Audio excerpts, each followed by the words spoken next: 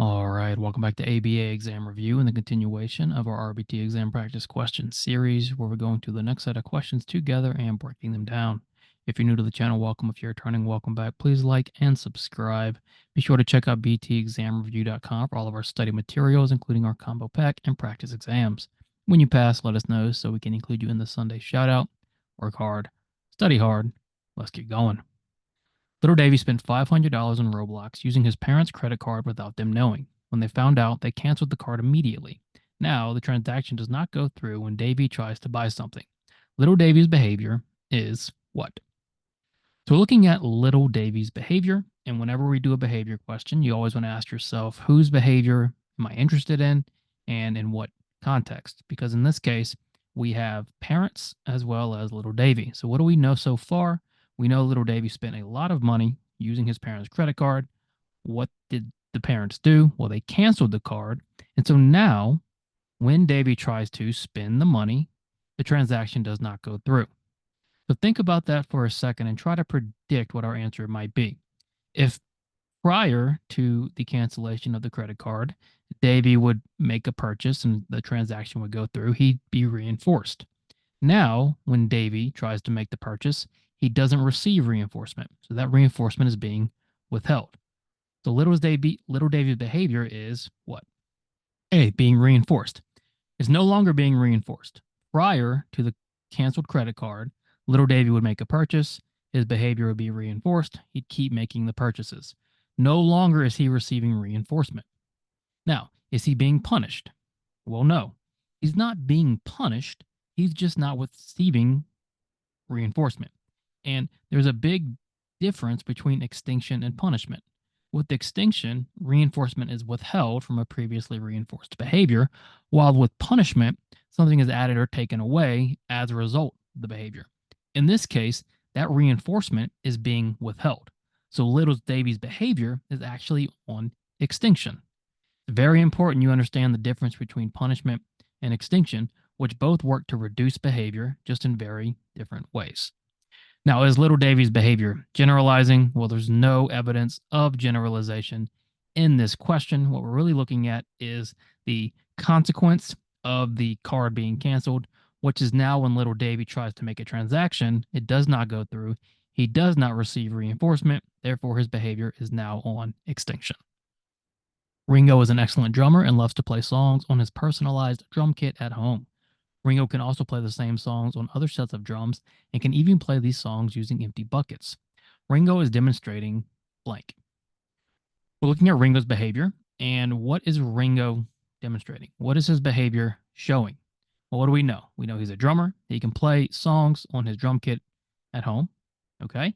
Ringo can then play the same songs on other sets of drums. So stop there. What is Ringo showing here? Well, he's showing he can take that ability to play these songs. He can go to other drum kits other than his at home, play those same songs.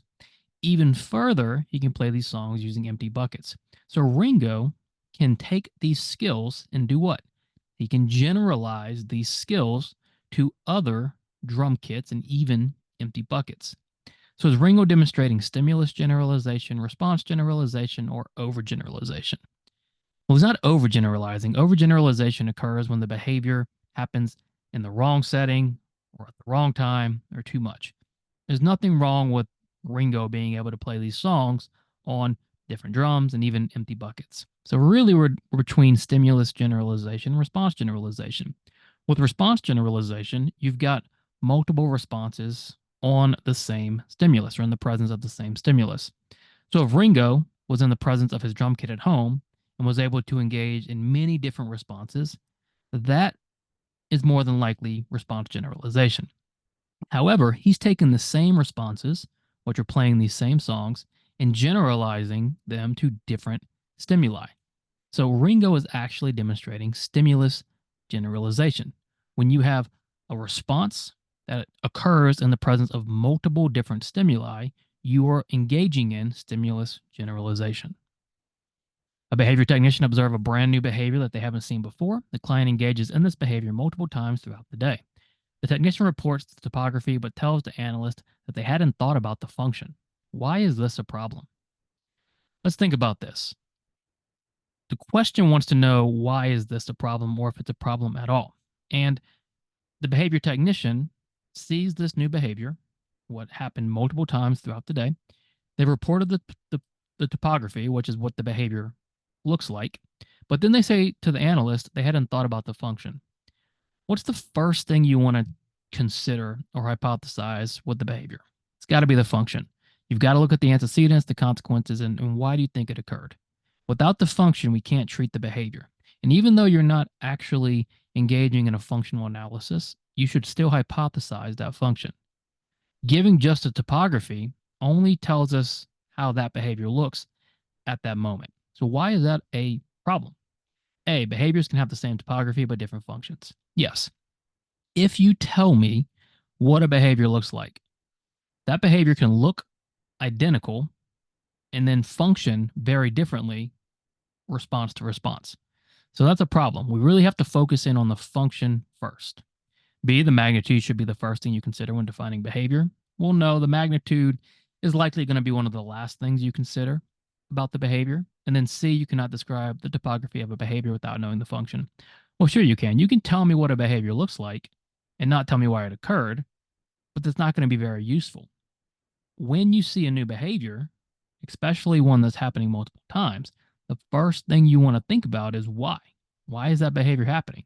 And that why is the function. So why is this a problem? Well, behaviors can have the same topography, but different functions. We've got to know why we think it's occurring. You're eagerly waiting to hear back from a recruiter about a potential job opportunity. The recruiter told you that they would set up a meeting with you via email, and the email would come Tuesday between 10 a.m. and 2 p.m. You're checking your email every 10 minutes, but still no email. What type of reinforcement schedule is this? Reinforcement schedule question. We have 4 basic schedules: fixed ratios, variable ratios, fixed intervals, variable intervals. With reinforcement schedules, simply break them down to get the answer. So you can ask yourself first, is it going to be fixed or variable, or we can focus on the ratio or interval part. Let's ask ourselves first, is it fixed or variable? Fixed, of course, means the schedule is the same every time. It's very predictable. Variable means the schedule is operating on an average and is relatively unpredictable. In this case, the recruiter said you're going to get this email between 10 a.m. and 2 p.m. Is that a fixed time? Well, no, it could happen at 10, 11, 1, 2, 10:15, on and on and on. So just because they gave you a block of time does not make it a fixed time. A fixed interval would be you will receive this email at 1 p.m. with a hard and fast 1 p.m. time slot. This is going to be anywhere from 10 a.m. to 2 p.m. It can be very variable. You're checking your email every 10 minutes, but still no email. So we know it's variable. Now, is it a ratio or an interval schedule? For this question, for determining whether it's a ratio or interval, you have to ask yourself, is the reinforcement dependent on my responses or an amount of time? Well, can you check your email 100 times without getting reinforced? Yes, because what you're dependent on is time. Here, you're checking your email every 10 minutes, but still no email. It doesn't matter how often you check your email. It's only going to come in at a certain time in the day. So your responses are irrelevant. We're worried about time. So what type of reinforcement schedule are we dealing with here? Well, D, a variable interval. Each morning, the residents who live in an adult home are supposed to put their orders in for breakfast. Timothy always forgets to put his order in, so his nurse places the menu right on top of his laptop each night so that Timothy will see the menu prior to getting on his computer in the morning. What type of prompt is the nurse using? When we think of prompts, we have 2 general categories. We have a stimulus prompt and we have a response prompt. With the stimulus prompt, we are manipulating the stimulus of interest. We're either repositioning it, we're making it bigger or smaller, we're changing the color, we're manipulating the stimulus. With a response prompt, our prompt is acting directly on the response of interest. So physical prompts are response prompts, modeling prompts are response prompts. These are acting on the behavior of interest. In this case, what are we acting on? Or what is the nurse acting on? Well, the residents, including Timothy, are supposed to put their order in.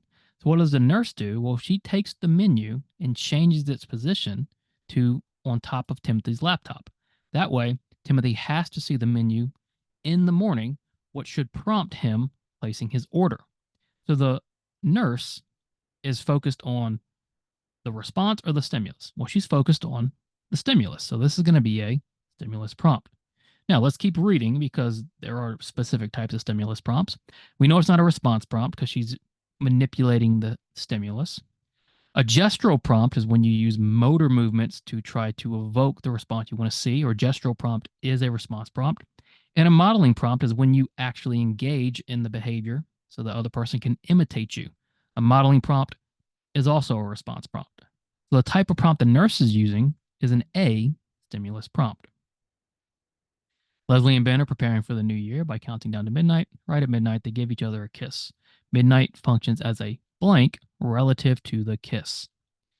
So we're focused on midnight here relative to the kiss. So we need to figure out where is midnight occurring in the context of this kiss. We know Leslie and Ben are preparing for New Year, counting down to midnight. And so the motivation is high to get to midnight. And then right at midnight, so this is our interest, right? They give each other a kiss. So midnight is the antecedent. What is midnight doing with the kiss? Well, midnight is evoking that kiss. And it is signaling now that reinforcement is available for giving each other that kiss. So when we have something that evokes a behavior and signals that a consequence is now available, what do we have? A motivating operation. Did midnight necessarily change the value of Leslie and Ben kissing? Not really. They were counting down to midnight. There was already value in giving each other a kiss, but what the midnight situation did, or the occurrence of midnight did, was now signal to them that reinforcement is available, and then it evoked the behavior of kissing each other. So right at midnight, they gave each other a kiss, and midnight functioned as the SD relative to the kiss. It wasn't the prompt. The prompt comes in between the SD and the response, and it's not a consequence because it's an antecedent. So midnight functions as a SD relative to the kiss. Thank you for watching. Check out btexamreview.com for all of our study materials. Make sure you like and subscribe. Let us know when you pass so we can include you in the Sunday shout out. Work hard, study hard. See you soon.